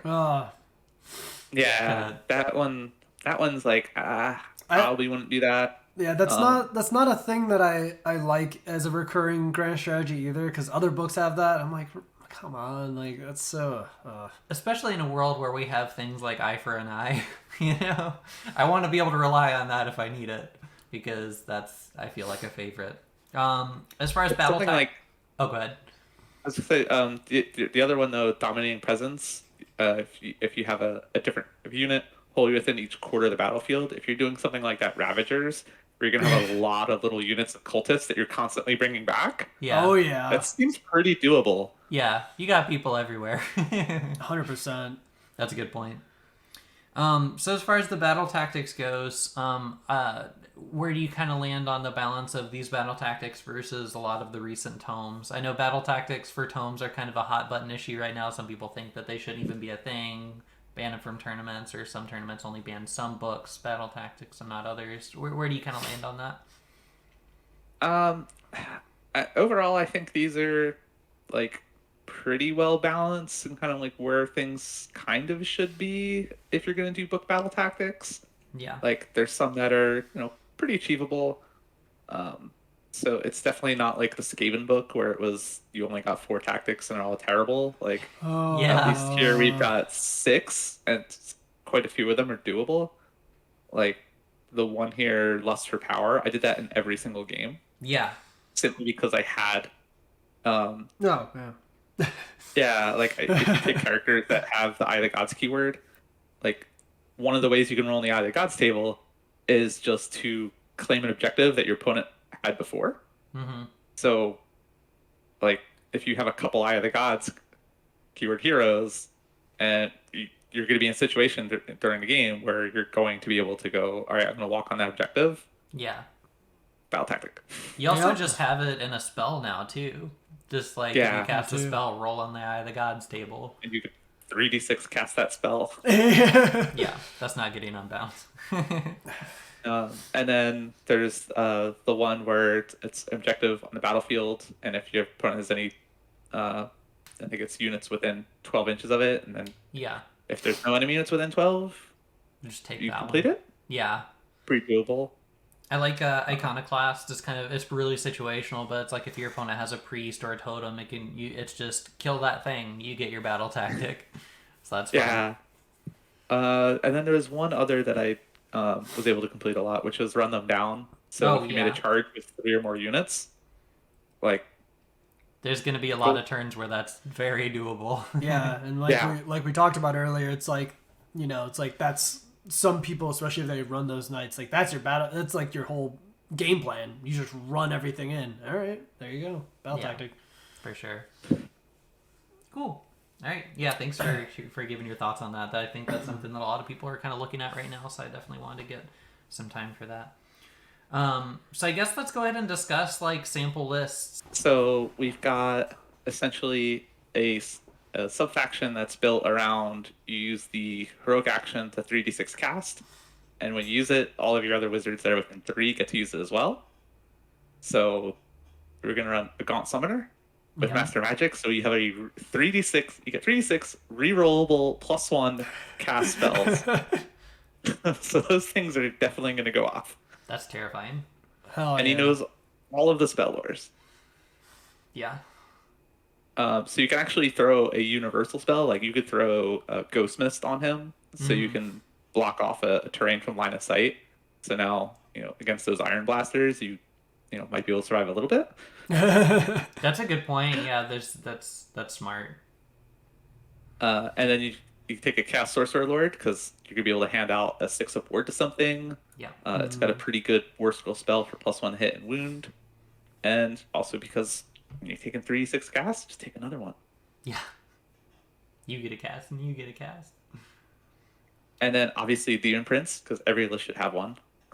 Yeah. I need to get one because I don't have one yet. I haven't started playing Slaves of Darkness yet, and every time I open the book, I'm like, I need a Demon Prince. Yeah, she wanted to go all in like mortals for her first list pretty much, but I'm like, I'm too much of a demon boy. I was like, I need my princes.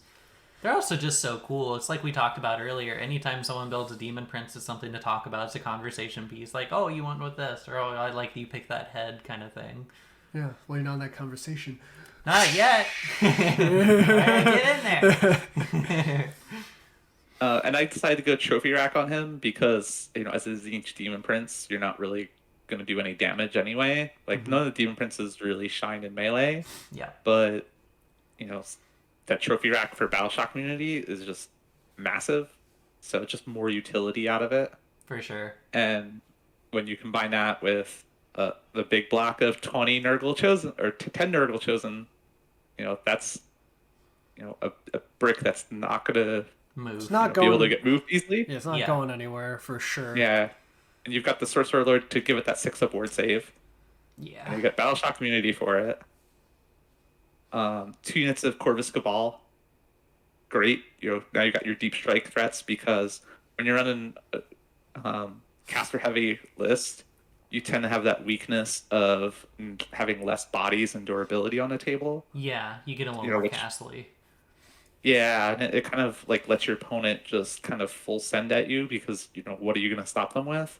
But having units that can kind of deep strike in and threaten and just go, cool, if you send everything at me, I'm just going to drop these behind you and take your objectives. Yeah. Oh, So yeah. it kind of forces your opponent to now leave some things back. Similar to like those tree revenants that you see like all the Sylvaneth players running, because they could just port around and Yeah. grab stuff. Yeah. That's smart. Yeah, they're just phenomenal. And you put one in, for now, because of Expert Conquerors, you just put one of those Corvus Cabal and Expert Conquerors, and I'm just going to deep strike these guys in there, and Yeah, I'll 20 take that point off Yeah, you. 27 models, nothing to sneeze at. Or Yeah. 30, I can't remember. And then Mutileth Vortex Beast. Yeah, I let's get to my just favorite part of this list. I just saw what you did with the 3 Mutilith Vortex Beasts. Oh yeah. All marked. Oh yeah, boom! If you come in, you've got 3 models there that each get to roll 2d6 and pick one die, and on a 5-up, you're doing d6 mortal wounds. That's so You're funny. going to be able to put out quite a lot of mortal wounds with Yeah. just those 3. And since they're all just behemoths there, just put them in line breaker. So once per battle, you can do a all attack or all defense on one of them without the command being issued. Yeah. They'll So make you a give them good, a little bit good extra use out of it, durability. for sure. Yeah. Yeah, that's and awesome. on top of all of the mortal wounds that they can do, you throw out 3 endless spells because you've got 3 wizards. So you've got your Darkfire Demon Rift, which is great because it'll have movement and do mortal wounds to something. And oh no, that's not the Realm Score Dropper. That's the one that does Yeah. that has movement and does mortal wounds. And if you're having to move into something, and then hitting it with Gnashing Jaws, Oh Yeah. yeah. Especially those. you're gonna hit quite a few mortal wounds. I've And been playing on- Gnashing Jaws a little more lately, and I just been having so much fun with it. Because you could just make things explode. Absolutely. And like those Munos Vortex Beast, one of the results on like the 1 through 3, I don't remember which number, but one of them is -1 movement for the rest of the battle. Yeah. So even if you roll poorly on them and you roll like a 1 or 2, you just go, okay, it's -1 movement now. Yeah. And It's now I'm like going to Darkfire Demon Rift. yeah. It's like or- two. It's like a roll. It's like the 2 roll or something. It's pretty. Yeah. It's like looking at all those. They're pretty good. Like we talked about. I see you have the Yeah, so Darkfire Demon Rift. Not sure why you didn't take the Doom Sigil we were just talking about instead. Missed out. exact same points. I don't get it. God, it Oh, the is a Demon good Rift is just so good when you've got 2 endless spells out already. Right. Because now you're doing D3 plus 2 mortal Oh wounds. yeah. Yeah. Yeah, that's horrific. So this list can hit a lot of mortal wounds out. Yeah. And on top of all of that, because you're marked as Zinch, you get the spell that lets you teleport a hero. Yeah. So you could like set up some of this and then teleport your Gaunt Summoner and just throw out one of these endless spells exactly where you need it. If you're like maybe you're measuring in your hero phase and you're like, oh, I'm like an inch or 2 off on this. All right, I'll just go teleport this guy, Not then do anymore. it. Yeah. Yeah, man, it's like, it kind of does Zinch like Zinch used to do Zinch. Yeah, and it's like cool because like we were talking about earlier, it's like I enjoy this list a lot because it doesn't lock itself into that Castly caster kind of list. Like you have so much utility with like teleports and deep strikes and stuff like that. It's like you're gonna be all over the place, and then on top of that you have triple Mutilate Vortex Beast to deal with. Like your opponent's not gonna know what the hell to do. I wouldn't.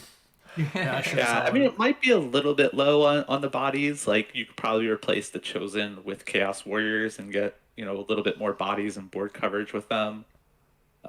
So, there's a couple tweaks. Yeah, but I mean, either way, But- like that block is just not moving, and that's always just something good to have. Just it's like there's too much. There's so much going on with this list. I really enjoy. Yeah. Yeah. Yeah, you're going to be able to just nuke something that comes into you and just be like, Yeah. And then also, yeah, just the Chosen, just say, okay, this objective is mine. Especially on something like Realmstone Cache, that you get two battle rounds where it's just, you just win the point. Your opponent's not getting that objective. There's only one and you're not moving. and because there's not already enough mortal wounds coming out in your hero phase, the Chosen do mortal wounds as well. Yeah. Jesus. Yeah, this is terrifying. I like this. We might have to try this. For sure. So that was my first take on Kabbalist. And then the list that I really want to try, just looks super fun, Subfaction, is Legion of the First Prince. Absolutely. Because the new Eternus model looks so cool that I'm just really excited to play with him. Although, who knows if he's going to be that great, because if you do see the picture of him, he does not have a tactical rock. So I don't know how well he's going to be without a tactical rock, but Yeah. It's true. He doesn't have the vantage point. He doesn't have high ground. Yeah, vantage point. Yeah. he couldn't play Kill Team for sure. Yeah. Yeah, but I mean, it's like we talked about before. It's like it's just like this model's so sweet. It's hard not to include him, especially because it's like you already have like Varian Guard, which are like turbo Chaos Knights, and now you have like the turboist of the Chaos Knights, is Eternus. This looks insane. Yeah. Yeah, I mean his war scroll is amazing. He's got a whole bunch of attack profiles. He fights first when he charges. 3-up save. Like he's pretty durable. And then on the off chance he actually dies, He comes back. Bellicor's on the table. So on average, I get him back in my next Yeah. movement phase. Like, what's not to love about him? For sure. So obviously, if you're gonna run Legion First Prince, I want to have fun with this and be a narrative gamer. So I'm gonna take Bellicor and Eternus. And we talked about the Chosen before, so I want to make a list of 10 Chaos Chosen that are undivided, so I can keep getting that Eye of the Gods rolls. Yeah. Okay. So let's see what we can do with this. So Yeah. Centurion Marshal, so that way I can rally them on 5-up still. Mm-hmm. That's sick. And then eventually get to like -4 run by the end of the game. Yeah, that's the dream. Yeah. It's like, oh, you have a Yeah. 2-up save? No, you don't get a save. Yeah. And then a Sorcerer Lord to Chaotic Conduit to give them get that extra Eye of the Gods roll during yeah, Hero yeah. phase. And because I really want to get that spell off, I want to use the heroic action for draw and power to 3/6 cast. So instead of just sacrificing my heroic action every single hero phase, I'm going to take that not to be denied on a Nurgle Demon Prince, so that way I can still heroic action and either go for an extra command point or just activate the aura on the Nurgle Demon Prince to ignore wards Okay. for units. And then you do get that good melee profile at that point then.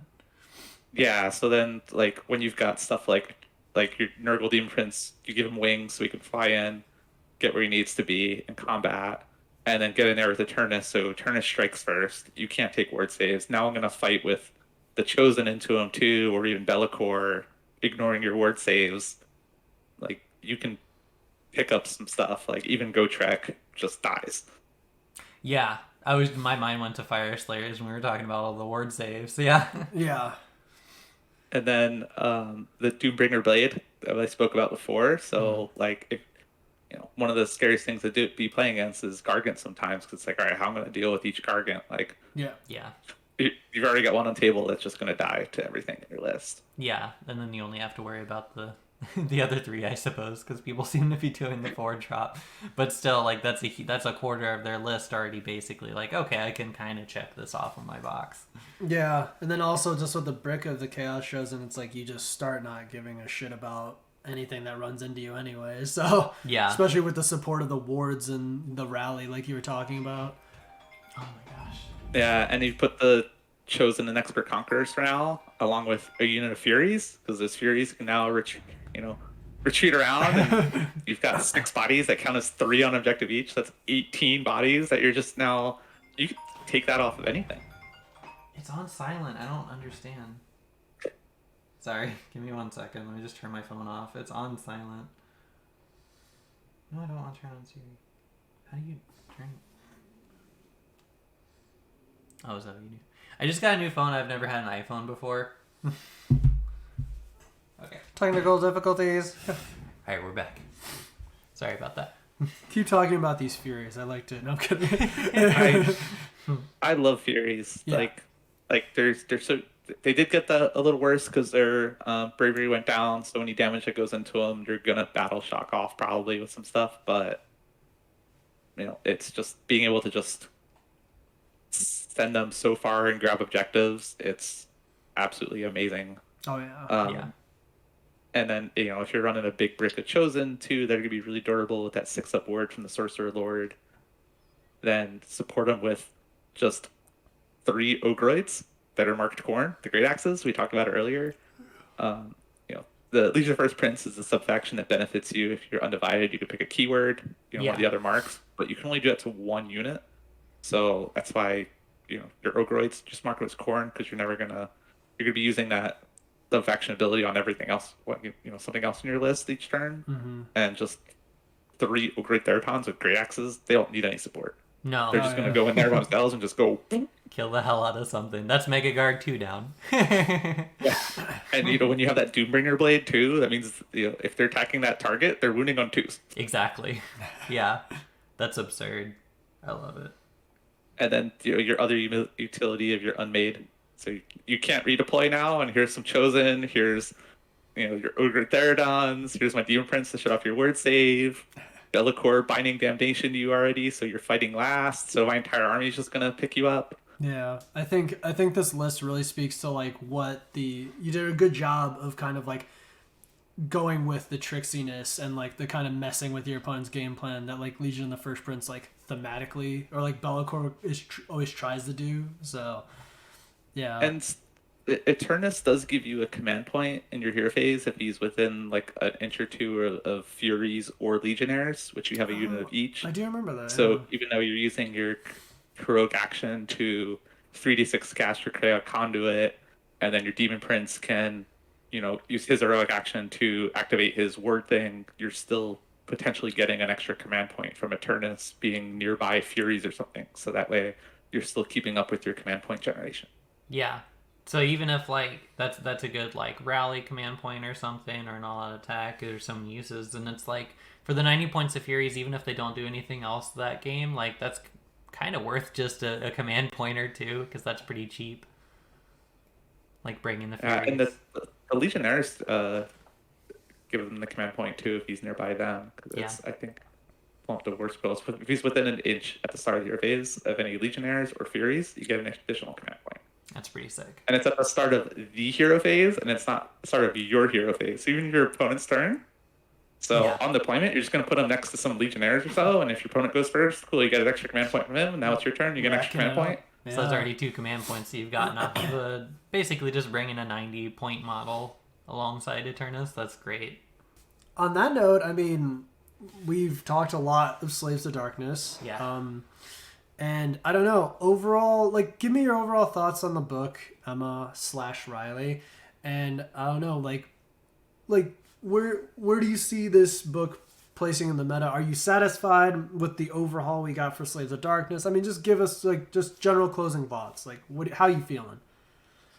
Overall, I feel good about it. I'm overall happy with it. There were a bunch of things I wish I would have seen, like the Be'lakor rework.